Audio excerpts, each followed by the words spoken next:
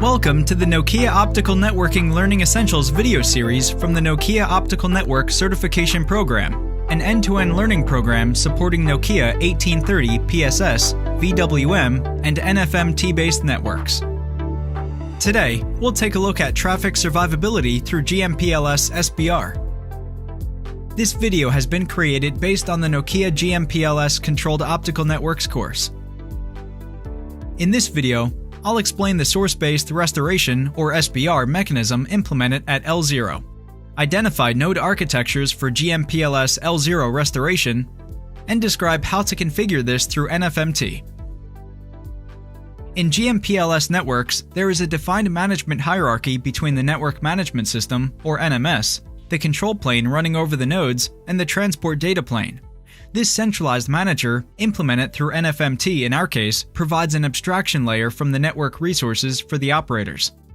On the other hand, the control plane, that runs on each GMPLS node, deals with internal equipment mechanisms so that trails and services can be created by using local resources.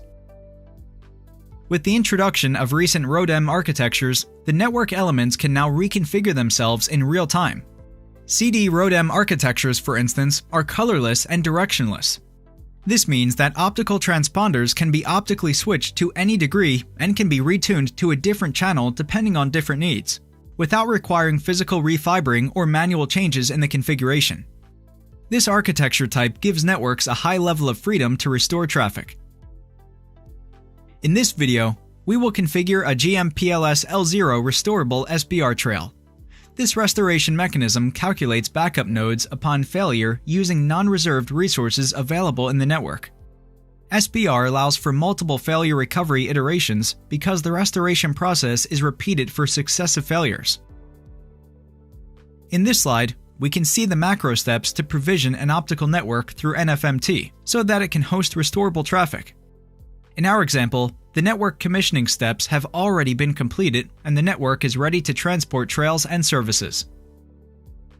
We're about to create a trail over 130 SCX10 transponders between the termination nodes depicted on the slide. Let's move to the NFMT GUI for the next steps. First, let's verify that the network is ready to support traffic. Go to the Network Protection Architecture, or NPA list. Operate NPAs.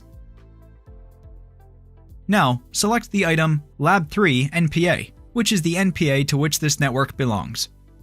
Check that all ASIN links have been unlocked by selecting the NPA Links tab.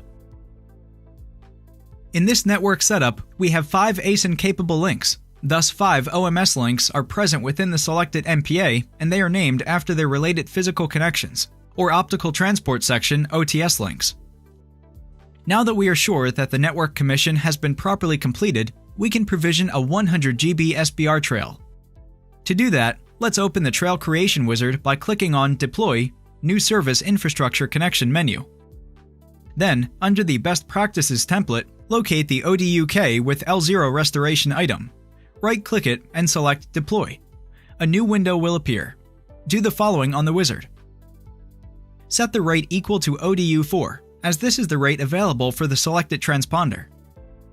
Select the termination node's endports. Provide a meaningful label in the connection name field. Tick the ASIN routed checkbox and verify that the ASIN restoration type is SBR. Verify that the ASIN parameters and priorities are suitable for the trail being created. In the Routing Constraints panel, look for the desired path to be taken by the trail. Include it with the assigned constraints and select a frequency. Finally, deploy the trail. Now that the trail has been created, we can verify that it has been added to the NPA and check the nominal and current routes. To do that, in the ASIN SNCs tab within the NPA menu, left-click on the service and see the details. A new window will open. From there, go to the Routes tab. In the panel on the left, we can see the nominal route, which is the route configured initially, at setup time. In the panel on the right, we can see the current route, which is the actual route taken by the trail. In case no failures are present, nominal and current routes are the same. So to recap, we created a 100 GB trail over a network made of CD ROADM nodes. Their architecture, based on colorless and directionless components, allows traffic to be diverted when a failure occurs. GMPLS is enabled on these nodes, and the restoration mechanism used in our exercise is SBR, which calculates backup routes upon failure using non-reserved resources available in the network. Finally, to deploy such a restorable trail through NFMT, some network resources should be assigned in advance to the related NPA. This is part of the network commissioning phase. Then, by using a specific template and by flagging all relevant ASIN-related checkboxes, the new trail can be routed and managed by the control plane instances available on all nodes. Thanks for watching, and look for more videos in our Optical Networking Learning Essentials series. Whether your goal is to enhance your optical networking skills or demonstrate your expertise through one of our 4 industry-recognized certifications, the Optical Network Certification Program is here to get you, your career, and your organization on the right path. Our program features 9 instructor-led courses developed by our team of subject matter experts using industry best practices, use case-driven examples, and hands-on labs.